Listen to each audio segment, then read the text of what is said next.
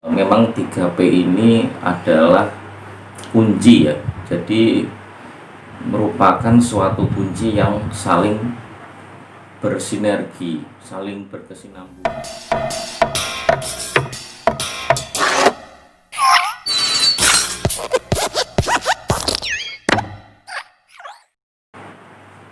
Halo guys, kembali lagi di Ilham Lihu channel. Masih membahas seputar asam lambung, GERD, anxiety, dan psikosomatis. Jika teman-teman baru menemukan video ini, agar tidak ketinggalan dengan untuk video-video selanjutnya, maka teman-teman subscribe channel ini dan share ke teman-teman yang membutuhkan informasi tentang seputar asam lambung. Oke teman-teman, pada kali ini saya akan membahas tentang 3P, yaitu pola makan, pola hidup, dan pola pikir. 3P ini sudah sering dibahas ya sebenarnya di grup-grup Facebook atau grup lainnya, karena memang 3P ini adalah kunci ya. Jadi merupakan suatu kunci yang saling bersinergi, saling berkesinambungan. Jadi jika tidak dijalankan salah satu saja, itu akan tidak akan sempurna ya untuk penyembuhan penyakit asam lambung ini. Jadi yang pertama-tama itu adalah pola makan ya teman-teman. Pola makan itu sebenarnya sudah saya bahas di video YouTube saya sebelumnya, itu ada 2. Jadi judulnya ada di atas ini ya, makanan yang wajib dihindari bagi penderita asam lambung. Itu di situ sudah saya bahas. Ada beberapa makanan ya, saya ulas sedikit.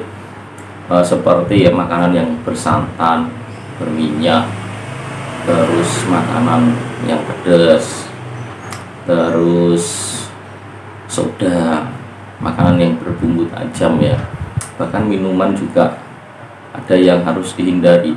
Jadi bukan makanannya yang salah, tapi kondisi kesehatan kita yang tidak memungkinkan untuk mengkonsumsi makanan tersebut. Di video selanjutnya saya juga membahas tentang makanan yang boleh ya, boleh dimakan atau bukan menjadi pantangan bagi penderita asam lambung, GERD, anxiety, dan psikosomatis ini. Di video tersebut sudah saya jelaskan ya bagaimana kita harus disiplin dalam memilah. Selain memilah makanan, kita juga harus intinya di video tersebut jangan sampai kita setelah kita konsumsi makanan yang kita makan itu akan muncul reaksi. Jadi tidak semua makanan akan muncul reaksi, tapi sesuai menurut pengalaman saya yang pernah saya lakukan itu, ketika kita memakan makanan misalkan kita makan gorengan. Setelah kita makan, kita tunggu reaksi ya. Mungkin kalau dulu saya setelah makan gorengan itu detak jantung agak meningkat bertahap. Jadi saya rasakan dulu makan separuh, kita rasakan ada reaksi enggak. Kalau misalkan ada detak jantung yang meningkat, itu kita hentikan. Mungkin ada juga teman-teman yang dia memakan gorengan tidak ada efek reaksi ya, itu diperbolehkan. Tapi beberapa sebab, mungkin karena kondisi setiap orang itu berbeda-beda, jadi imunnya ada yang kuat, ada yang tidak, seperti itu. Jadi intinya ketika kita hendak memilih makanan, kita konsumsi, tunggu reaksinya. Kalau tidak ada, makan aja ya. Seperti minuman ya, yang harus dihindari sampai saat ini. Kalau saya menghindari soda, walaupun sudah sembuh total, saya tetap menghindari soda, karena soda itu bisa memicu ya, menimbulkan reaksi di dalam lambung. Jadi nanti perut bisa begah, bisa kembung ya, nanti di situ akan ada banyak muncul reaksi kembali ya teman-teman. Terus ada yang kedua, pola yang kedua setelah pola makan itu adalah pola pikir ya teman-teman. Kita harus selalu berpikir positif, jangan sebentar-bentar kita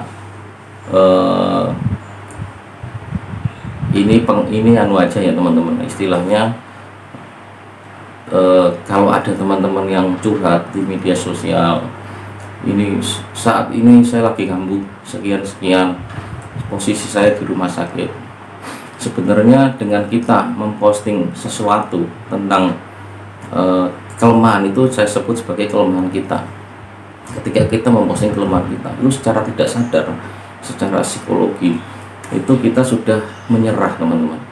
Intinya kita sudah dari hati kecil kita yang paling dalam itu kita sudah menyerahkan, mengatakan kita kalah ketika kita memposting sesuatu, karena kita tidak punya solusi. Kita mencari solusi di luar dan belum tentu kita akan mendapatkan solusi tersebut. Jadi seperti yang saya lakukan dulu, saya tidak pernah memposting ya, karena itu secara tidak sadar itu kita telah menyerah dengan kondisi kita. Jadi yang saya lakukan dulu membuka artikel, mencari seperti membuka saluran YouTube ya. Dulu belum seramai ini ya YouTube. Saya dulu mencari artikel ya, membeli buku di toko buku ya, saya baca semuanya. Buku yang bersifat positif itu untuk membangkitkan semangat teman-teman. Jadi tanpa semangat kita itu akan menjadi orang yang lemah. Seperti teman, cari hal yang positif. Kita buka, misalkan ada Facebook si A yang menyarankan tentang penyakit, kesembuhan dari penyakit lambung. Lihat channel YouTube si B, pakar dari lambung. Kita lihat, ikutin saja, enggak masalah. Kita ambil sisi positifnya, jangan yang negatifnya. Kita cari yang positif, karena kita kan harus selalu berpikiran positif. Itu teman-teman, buku saya banyak teman-teman, dari tahun 2010 saya selalu membeli buku. Karena apa? Ketika kita di waktu luang, pikiran kita kosong, itu akan lari kemana-mana teman-teman. Mulai maghrib ada yang munculnya kecemasan, anxiety. Kalau pikiran kita kosong, itu lari ya kemana? Ada berita orang meninggal, kita takut, cemas dan panik, keringetan, seperti itu. Jadi saran saya, isilah pikiran kita dengan hal-hal yang positif. Yang ketiga teman-teman, itu adalah kunci dari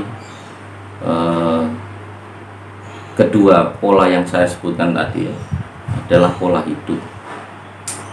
Pola hidup ini berkaitan dengan religi teman-teman, berkaitan dengan agama. Jadi selain kita sudah menjaga kedisiplinan tentang pola makan, kita juga tentang pola pikir, berusaha berpikir positif. Di situ akan ada yang menggabungkan semuanya, pola hidup. Jadi apa yang bisa kita dapatkan dari semuanya? Itu adalah pola hidup. Tingkatkan ibadah. Kita harus menjadi orang yang lebih religius, tidak harus terlalu kelihatan teman-teman, tapi kita mulai dari dalam diri kita sendiri ya.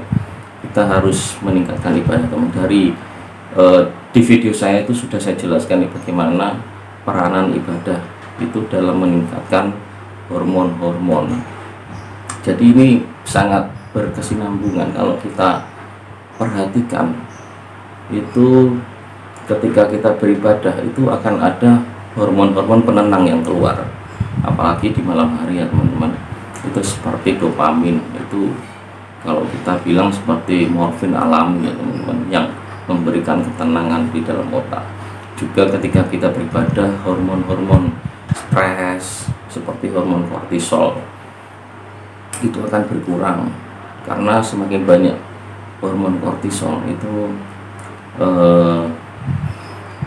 hormon stres itu akan mengganggu ya stabilitas hormon-hormon yang ada di dalam tubuh kita, itu akan menimbulkan penyakit.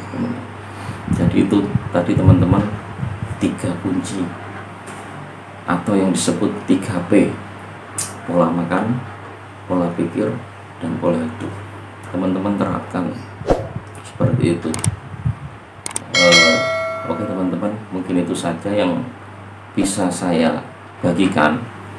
Apapun kondisi kita saat ini, selalu berpikiran positif. Apapun kondisi kita saat ini, jangan pernah menyerah. Oke teman-teman, jangan lupa like and subscribe channel ini. Terima kasih. Assalamualaikum warahmatullahi wabarakatuh.